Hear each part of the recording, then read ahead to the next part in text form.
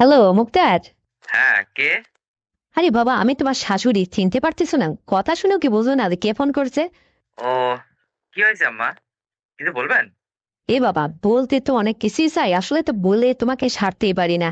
শোনো, তোমার শ্বশুরের জ্বালায় তার বাড়িতে টিকতেই পারতেছি না। আর একটা কথা বলি, আমার ওই শেফালি কেমন আছে? ওরা সবাই ভালোই আছে তো বাড়িতে? হ্যাঁ আম্মা, ওরা তো সবাই ভালোই আছে। কিন্তু আপনি কি বলতে চাচ্ছেন? শ্বশুর আবার আপনারে কি করলো? বাড়িতে টিকতে পারতেছেন না? আরে বাবা রে, তোমার শ্বশুর আজ 2টা মাস কোনো কাজকর্ম নেই, একদম বসে আছে। আরে বাড়িতে বসে এই টাকা দাও, এটা দাও, ওইটা দাও, ওই আমার জমানো টাকা ভাঙে ভেঙে খাইয়া দিতে একটু দেরি হলে আমার সাথে কি শুরু করছে। কি করবো তাই বলো তো? আর তোমার কাছে লজ্জা করে ফোন টোন দিচ্ছি নি, যে ফোন দিলে তুমি আবার জামাই মানুষ কি মনে করবা। এই জন্য কিছু বলতেছি নি। তুমি আমার কিছু টাকা পয়সা হাওলাত দাও তো, মানে ঈদটা আপাতত পার করি। তাছাড়া তো তোমার শ্বশুরের জ্বালায় তো আর আমি কিছুই পারতেছি না। মানছে ঈদ আসে, স্বামীর কাছ থেকে টাকা পয়সা নেয়, আর তোমার শ্বশুর আমার কাছ থেকে আরো টাকা পয়সা জমানো টাকা নিয়ে নিয়ে খরচ করে শেষ করতেছে। তাহলে নাকি আবার এখন টাকা দিতে হবে আমার কাছে, যখন তখন এসে আপত্তি করে। সবসময় আমি টাকা পয়সা কই পাবো বলো? এই জন্য বলতেছি, শোনো বেটা, তুমি আমার এই ঈদের আগে 1010 টাকা দাও, আমি ঈদের পরে তোমার শোধ করে দিবা না, বুঝতে পেরেছো? তা না হয় বুঝলাম আম্মা। আপনার আমি ঈদের আগে 10,000 না 20,000 টাকা দেবো। কিন্তু আমার একটা কথা মানতে হবে আপনার। বুঝতে পারছেন? ওরে বাবা, কথা মানতে মানতেই তো আজ এই পর্যায়ে চলে আসলাম। কি বলবা তুমি, আবার কি বলবা বলো? না, তাহলে থাক। আপনি দেখছি শোনার আগে যেভাবে কথা বলছেন, তাহলে আপনার আর কিভাবে বলবো? আচ্ছা, আমি আপনার 10,000 টাকা বিকাশে পাঠিয়ে দেবো নে। এটা নিয়ে আপাতত ঈদটা পার করেন, ঈদের পরে দিলেই হবে নে। সেদিকে বাড়িতে আপনার মেয়ে আমারে কখনো সুখী করতে পারে না, অশান্তির মধ্যে থাকি। আর আপনার মতো এরকম একটা জোয়ান শাশুড়ি থাকতে আমার এতটা কষ্ট। আচ্ছা যাই হোক, সেসব কথা তো আর আপনাকে বলে লাভ নেই। আপনার শাশুড়ি, আপনিই বা আমার জন্য আর কি করতে পারবেন? টাকাটা আমি পাঠিয়ে দেবো নে, ঈদের পরে দিলেই হবে। হ্যাঁ গো মুক্তার, তুমি আমাকে কি বলতে চাচ্ছ? যে আমি কি বলছি তোমারে যে তুমি এই কথা বলতেছো? তুমি কি কি যেন বলতে চাচ্ছ? টাকা দেবে আর কি কি সত্য জুড়ে দিলে? আগে এটা বলো। না মা, আমি আপনার এই কথা বলতেই চাচ্ছি না। আর আপনি এখন কোথায়? মানে আপনার আশেপাশে কি কোনো লোকজন নেই তো? মানে আপনার আর আমার মোবাইলে কথা শুনতেছে। শোনেন, কেউ যেন না শোনে। একটু আড়ালে যান, তারপরে বলতেছি আমি। আরে বাবা, আমি ওই যে আমার বাড়ির পিছনে কাঁঠাল গাছতলায় দাঁড়িয়ে তোমার সাথে কথা বলতেছি, আমার আশপাশে কোনো মানুষ নেই। তুমি নিশ্চিন্তে বলে ফেলো তো, কি বলতে চাচ্ছ আগে সেইটা বলো। তারপরে আমি ভেবেচিন্তে দেখি তোমার এমন কি কথা সেটা রক্ষা করা যায় কিনা। তাহলে শোনেন, আপনারে যে আমি 10,000 টাকা হাওলাত দেব, এই টাকা তো বসে খাইলে খুব বেশি হলে ১ মাসও যাবে না। ঈদের বাজার সব ফুরিয়ে যাবে। তারপরে শ্বশুর তো কাজকর্ম করে না। তারপরেও তো আবার আপনার লাগবে। তখনও না হয় আমি আপনারে আবারও দিব। এই টাকা কখনোই ফেরত দিতে হবে না। কিন্তু একটা শর্ত আমার মানতে হবে। যদি এটা পারেন, তাহলে আর আপনার সাথে আমার কোনো বাদাবাদি নেই। আমি টাকা আপনারে পাঠিয়ে দিচ্ছি বা নেক্সট ডে আবারও দেব। আপনি একটু ভেবে দেখেন। কিন্তু মুক্তার, তুমি টাকা দেবে, টাকা নেবেই না, কেন এই কথা বলতেছে কেন? রাগ করে বলতেছে না তো? আরে না রে আম্মা, আমি রাগ করে বলবো কেন? আপনার শাশুড়ি, আপনার উপর আমার রাগ করলে চলবে? সেদিকে আপনার মেয়ে আমাকে কখনো সুখী করে চলতে পারতেছে না। আমার মন জুগায় চলতে পারে না এক কথা। আপনার মেয়ের কাছ থেকে আমি কোনো সুখই পাই না। এইজন্য বলতেছি যে আপনার শাশুড়ি, আপনি তো এখনো জোয়ান-মদ্দা, খুবই নাদুস-নুদুস হ্যান্ডসাম। আর আপনার মতো শাশুড়ি থাকতে আমি কেন এরকম আমি ভোগ পোয়াবো? কার কাছে এই কথাটা বলবো বলেন? এইজন্য বলতেছি, আপনাকে আমি কি বলতে চাচ্ছি আপনি কিছু বুঝতেছেন না? আরে বাবা, আমি কিছুটা হলে বুঝি, আবার বুঝে উঠতে পারতেছি না। আমি তো তোমাকে সাহস করে এই কথাটা বলতেই পারতেছি না। মানে তুমি একটু যদি নিজের কাছ থেকে ক্লিয়ার করে কথাটা বলতে, তাহলে হ্যাঁ আমার জন্য ভালো হতো। আরে বাবা, আমার কাছে কেউ নেই, আমি এই যে ছাগল বেঁধে দিতে আইছি কাঁঠাল গাছতলা, এখানে আড়ালে দাঁড়িয়ে কথা বলতেছি। তোমার মনের যা কথা আছে আমাকে সব খুলে বলো তো শোনা। মানে তোমার শ্বশুরও এখানে নেই, আর তোমার শ্বশুরের যে টাকা পয়সা আমি দেব, ওই দিতে যদি দেরি হয় বাড়িতে রাগ করে এক জায়গায় যায় 15 দিন পরে থাকে, আসে না। তার আবার ওই অভিমানটা একটু বেশি, বুঝতে পারছো? এই জন্যে আমার হাতে যেভাবে আমি এদিক ওদিক করে টাকা পয়সা গুছায় জমিয়ে রাখি, আর সেই টাকা উনি নিয়ে নিয়ে খরচ করে, কাজকর্ম করে খাওয়ার মরদ নেই। আর এই আমার সাথে এই ধরনের আচরণ করে, একটু কিছু বললে রাগ করে এক জায়গায় চলে যায়। এই জন্য বলতেছি, আপাতত ঈদটা তো পার করি, কিছু টাকা পাঠাও। আর আমি ঈদের পরে আবার বুঝাই টুঝাই তোমার ফেরত দেবো না। আর তুমি যেহেতু বলতেছো ফেরত দেওয়া লাগবে না, তাহলে কি কথা তোমার এমন শোনা লাগবে? আবার আমার মেয়েও তোমাকে অশান্তির মধ্যে রাখছে, সমস্যাটা কি একটু খুলে বলো। তা না হলে আমি বুঝবো কেমন করে, আর তোমার কথাই বা রক্ষা করবো কিভাবে? আমাকে একটু বুঝিয়ে বলার চেষ্টা করো। আমার কাছে তো কেউ নেই রে শোনা, বলে ফেলো শোনা, আমার লক্ষ্মী শোনা। আরে এখনো তুমি আমার কথা বুঝতে পারোনি? এত ভেঙে বোঝানো লাগবে তোমাকে? তুমি কি তোমার মেয়ের মতো এরকম বোকাশোকা নাকি? আমি তো এটা বুঝলাম না। শোনো, তোমাকে আমি যে কথাটা বলতে চাচ্ছি, মানে আমি তোমাকে টাকা দেবো, সেই টাকা তোমাকে দিতে হবে না। নেক্সটে আরো টাকা দেবো লাগলে। কিন্তু শ্বশুরের একটা কর্মের ব্যবস্থা আমি করে দিই। শ্বশুর ফাঁকে এসে কর্ম করে খাক। আর বাড়িতে তুমি একা থাকো। তাহলেই হবে। আমি কি বলতে চাইছি এখন তুমি ক্লিয়ার বুঝতে পারছো? বাবারে, আমি তো বুঝতে পারি। আমি কি একেবারে কচি খোকা নাকি? শোনো, আমার মেয়েরই দিয়ে তোমার হচ্ছে না? মানে আমার মেয়ে তোমাকে ঠিকঠাক মতো আদর আপ্যায়ন করে না? তোমাকে সুখী করতে পারতেছে না, আগে এটা বলো। না মা, আপনার মেয়েরে দিয়ে আমার কখনোই জীবন চলবে না। আমি আসলে যদি বাইরে থেকে একটু এক্সট্রা মেক্সট্রা কোনো কিছু না করি, তাহলে হয়তো আমি চলতেই পারতাম না। বুঝতে পারছেন? এইজন্য বলতেছি কি যে আমার একটা ব্যবস্থা করতে হবে। তা না হলে তো হবে না। আর এইজন্য তোমারে আমি বলতেছি। বোঝো না কেন তুমি? তুমি যদি আমার কথায় রাজি থাকো, আমি আজকেই তোমার টাকাটা লাগিয়ে দিচ্ছি বিকাশে। আর শোনো, এই কথা যেন কেউ না বোঝে। শ্বশুর বাড়িতে পড়ে থাকে কেন? সে বাইরে যেয়ে কোনো কিছু করে খাইতে পারে না? আরে বাবা, তুমি যেটা বলতেছো এর জন্য তো আমি বুঝতে পারছি তোমার শ্বশুরকে তো দুই কোথাও পাঠাতে হবে। আরে বাড়ি থেকে তো সে নড়তেই যায় না। ওই যে যখন টাকা পয়সা আমি একদম তা হাত খরচ চালাইতে পারি না, তখন আমার পরে রাগ করে অভিমান করে বাসাতে কোনো জায়গায় দৌড়ে যায়, 10-15 দিন থেকে আসে ঢং মারায়। আমি বলতেছি কি, তুমি তোমার শ্বশুরের কোন একটা জায়গায় ফাঁকে একটা কর্মের সন্ধান করো, একটা কর্মের ব্যবস্থা করে দাও। ওই জায়গায় থেকে তোমার শ্বশুর কর্ম করে খাক। তার আমি এখানে তখন বাড়িতে একা হয়ে যাব। তুমি তখন মাঝে মধ্যে আমার কাছে এখানে একটু হাইসো। বুঝতে পারছো? তুমি যা বলতে চাচ্ছো আমি কি বুঝি না? আমি তো সবই বুঝতে পারছি। কিন্তু তুমি আইসো। কিন্তু তোমার শ্বশুর থাকলে তো সম্ভব না, বুঝো না এটা? তোমার শ্বশুরকে তো বাড়ির থেকে অন্য একটা জায়গায় পাঠাতে হবে, না থাকলে কেমন করে সম্ভব তুমি বলো? আহ, বুঝতে পারছি বিষয়টা। তাহলে তুমি তো আমার প্রস্তাবে নিশ্চয়ই রাজি হয়ে গেছো, তাই না? হ্যাঁ, তোমার প্রস্তাবে রাজি হয়ে না থাকে আর কে পারা যায়? হাজারে হলো তুমি আমার জামাই। তোমার ঘরে আমার মেয়ে দিয়ে রাখছি।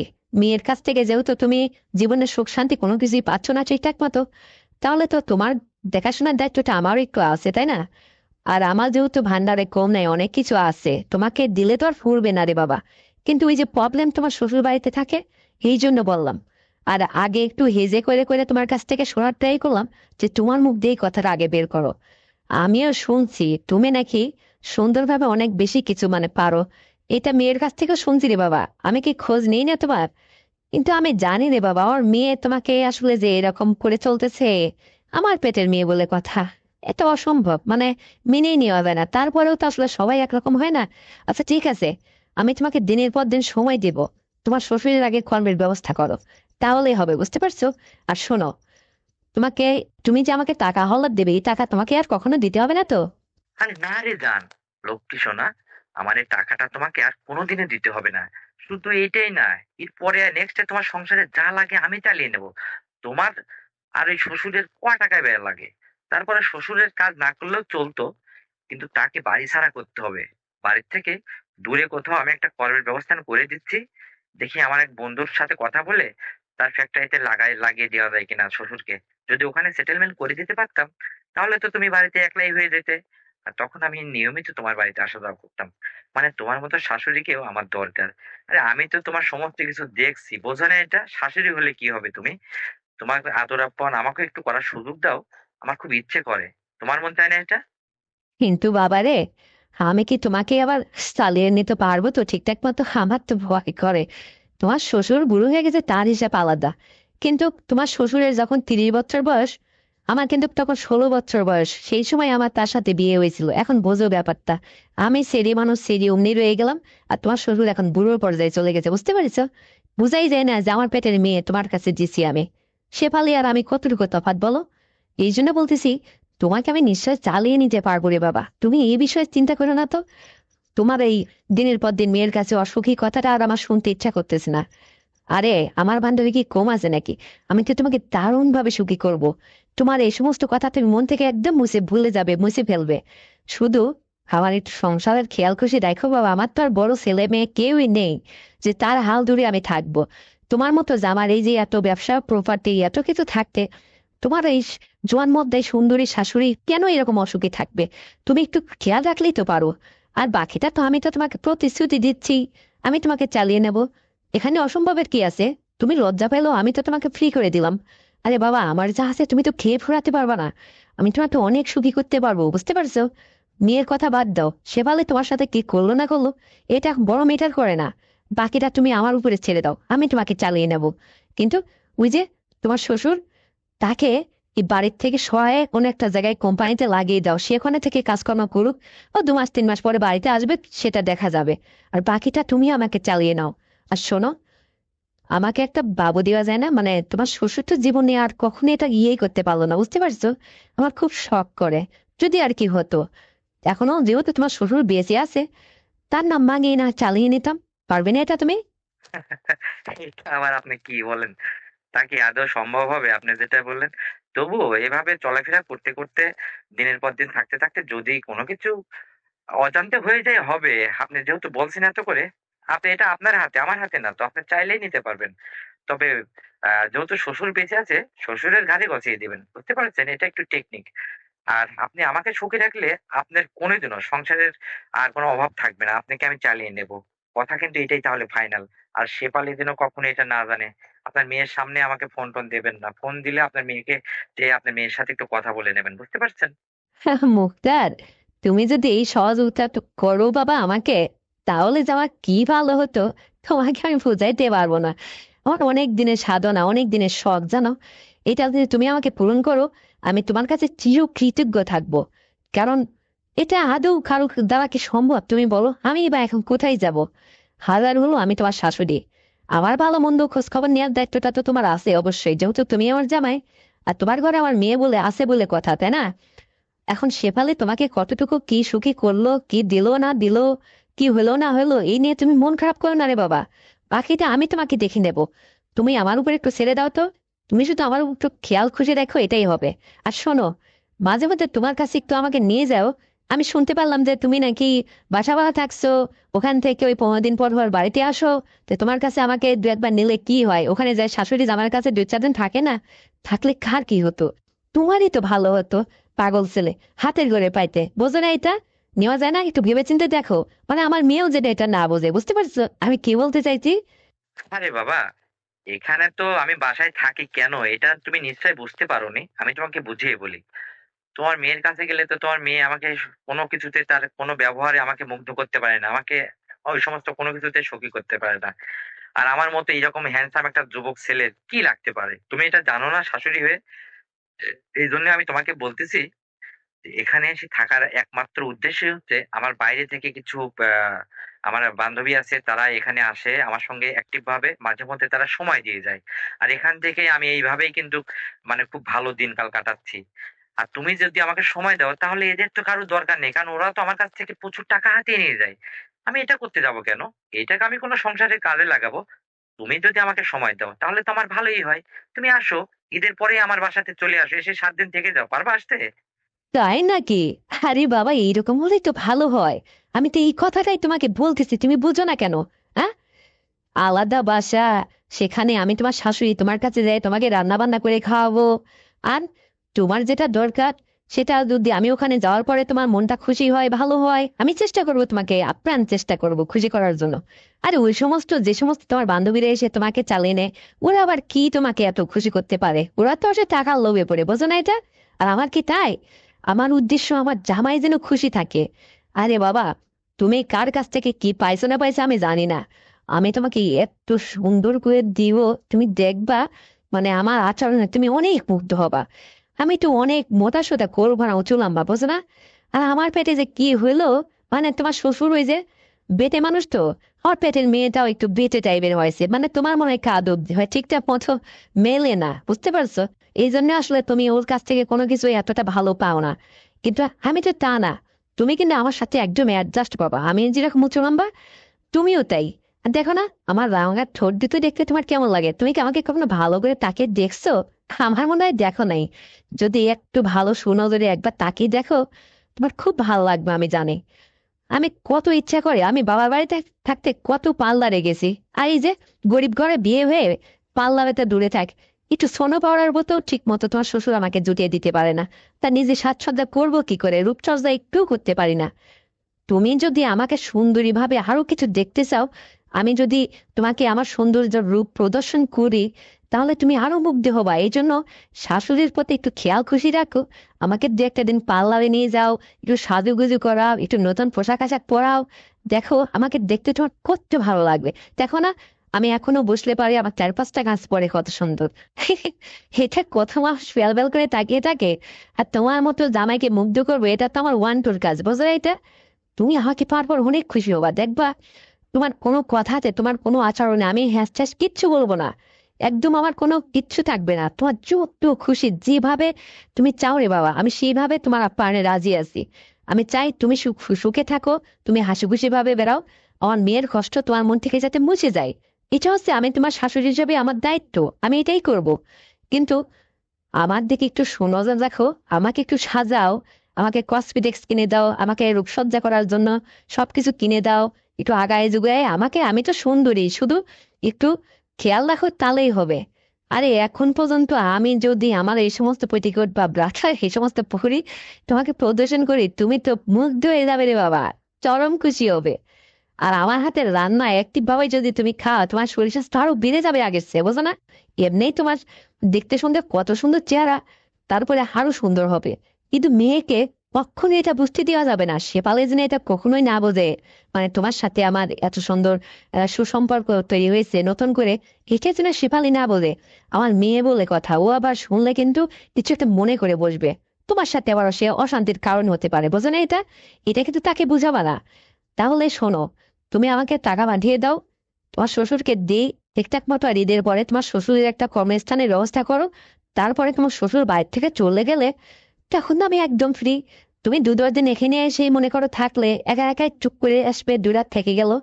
জিত ঘাট উপর যেভাবে এক রাতে 4-5 বার নেই, মানে তোমার যেভাবে খুশি এসে থাকলে, থাকি থেকে চলে গেলে দেখবে তোমারও ভালো লাগবে। আমিও যে কতদিন পাইনি, বোঝে না, অভাবে ঘরে মানে এই সমস্ত সুখ মানে জানালা দিয়ে পালাই রে বাবা। তোমার শ্বশুর এই যে অভাবের তাড়নায় মানে তার মনের মধ্যে কোনো সুখ শান্তি আনন্দ রসে কিছু থাকে না, আর আমার সঙ্গে এরকম অ্যাক্টিভ ভাবে সে সময় দিতে পারে না। কিন্তু আমি কি তাই? আমি তো তার চেয়ে 16 বছরের ছোট।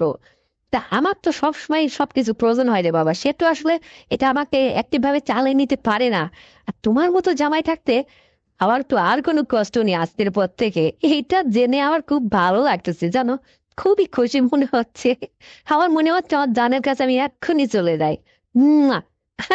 তাহলে শোনো, তুমি টাকা পাঠাও, ঈদের পরে শ্বশুরের কর্ম অবস্থান ঠিক করে তার একটা ব্যবস্থা করে তাকে বাড়ি থেকে সরাও। তারপরে তুমি আসো, মেয়েকে নিয়ে বেড়াইতে এসে 2 একদিন বেড়ায় চলে যাও। আবার মেয়েকে বাসায় রেখে তুমি একলা একলা আসবা, এসে 2-4 দিন থাকো, এবেলা বেলা ঘুরো। মানে আমার সঙ্গে একটু সময় দেওয়া, দেখো কত ভালো লাগবে। আর আমারই তো পরীক্ষা নাও, আমি তোমাদের আসলে যোগ্য কিনা, আমি তোমাকে ঠিকঠাক মতো আদর প্যান করে চালাইতে পারি কিনা, তোমার তো এটা বোঝার দরকার আছে। আর আমি এটা জানি রে বাবা, তুমি একটাবার যদি আমার সাথে তাহলে তুমি নিজেই তখন বারবার আসতে মন চাইবে তোমার, আমি এটা জানি। আর এই জন্যই তো তোমাকে বলতেছি, তুমি ভালো করে আমাকে একটু একটা তাকিয়ে দেখো, বুঝছো? আর শোনো, টাকা পাঠাও। টাকা যেহেতু দেয়া লাগবে না তোমাকে, আমিও তোমার জন্য প্রস্তুত নিচ্ছি, নিজেকে তৈরি করতেছি। তোমার শ্বশুর যেথায় যায় জায়গা, তার একটা ব্যবস্থা করো, তারপরে হবে। হুম। আমি তো বগর বগর করেই গেলে, আমি তো সবই শুনতেছি। ঠিক আছে, তাহলে এই কথাই কিন্তু থাকলো। আমি তোমাকে সবকিছুই দেবো। ও তোমার আমি তো 1 ডজন মানে তোমার জন্য হরেক কালারের ঈদের মধ্যে একটা জিনিস গিফট করব। বুঝতে পারছো কি? সেটার মাপ তো আর আমার জানা নেই। মানে জানা থাকলে এখান থেকে কেনাটা সহজ হতো। নাকি তুমি নিজেই কিনবে আমি টাকা পাঠাইলে? ওরে বাবা, এত দূর নামছো তুমি! আরে এটা তো আমার আছে কয়েকটা, কিন্তু পুরনো হয়ে গেছে, ময়লা হয়ে গেছে, আমি বুঝতে পারছি। কিন্তু এটা তুমি কিনে ফেলো 38। বুঝতে পারছো? এই মাপ দোকানদার যে বলো, ওখান থেকে ওরা দিয়ে দেবে, বড় বাড়ি দেখে কিনো। আমার আবার ছোট ইয়ে হয় না। এটা কিনো, ব্যাগ ডবন কিনে তুমি তাহলে নিজ হাতে এটা নিয়ে এসে আমার পড়ায় দেখো। নাকি এটা যদি তোমার ইচ্ছা থাকে, তাহলে তো আমি তোমার এবার নিষেধ করবো না। নিজ হাতে পড়াইবা, পড়ায় দেখবা। অন্য দেখে না, হ্যাঁ? আমারও তো ইচ্ছা করে কেউ আমার নিজ হাতে এটা পড়ায় দেখুক। 1 ডজন কিনবা তাই বলে? আচ্ছা নিয়ে আসো, মন যখন চাইছে, দিতে যখন চাইছে, হরেক রকম কালার দেখে, ওই যেটা বললাম ওইটাই, বুঝতে পারছো? 38। লজ্জা করে না বলেও পারতেছি না। তো শোনো, অনেক কথাই তো হলো। তো আমি গাছতলায় ছাগলের দড়ি ধরে দাঁড়ায় আছি, আর কতক্ষণ দাঁড়ায় থাকবো, মশা লাগতেছে, একটু বাড়ির দিকে যাই। তুমি আবার সময় পেলে রাত্রি ফোন দিও, তোমার শ্বশুর যদি কাছে না থাকে আমি তোমার মিস কল দিলে তুমি কল ব্যাক করবা, বুঝতে পারো তো? আর শোনো বাবা, আমার মোবাইলে করে টাকা পাঠায় দিও তো, মানে মোবাইল রিচার্জ করে দিও। আমার ফোনে টাকা নেই, মিস কল দেবো মনে হয় টাকাও নেই, 3 টাকা না কয় টাকা যেন ছিল, মানে সে হারাই। তোমার শ্বশুরের ওই ফোন দিয়ে আমি কথা বলতেছি, আমার নাম্বারে তুমি ফোন দিবা, বুঝতে পারছো? তো রাখি এখন। আচ্ছা ঠিক আছে। আমার বাসায় ওই যে আমার একটা গেস্ট আসছে, তো ওকে বিদায় করে দেবো। আমি ওই যে বারান্দায় এসে কথা বলতেছি তোমার সাথে। ঠিক আছে যান। তাহলে রেখে দাও। পরে যদি রাত্রে সময় পাই আমি ফোন দিব। তুমি ফ্রি হলে একটা মিস কল দিও। তো ওকে, আল্লাহ হাফেজ। তো বন্ধুরা, আমার জামাইয়ের সঙ্গে শাশুড়ির এই সংলাপটি শুনে তোমাদের কেমন লেগেছে? যদি ভালো লেগে থাকে তাহলে এক্ষুনি চ্যানেলটিকে সাবস্ক্রাইব করে দাও, ভিডিওতে একটা লাইক দাও, আর শেয়ার করে তুমি তোমার কাছের বন্ধু বান্ধবকে শোনার সুযোগ করে দাও। আর হ্যাঁ বন্ধুরা, আগামীকাল আরো সুন্দর গল্প নিয়ে আসছি। ততক্ষণে সবাই তোমরা ভালো থাকবে, তোমার পরিবারের খেয়াল রাখবে, আর তোমার ছোট্ট শিশুকে নিয়মিত স্কুলে পাঠাবে। এই প্রত্যাশায় আজ এই পর্যন্তই। আল্লাহ হাফেজ।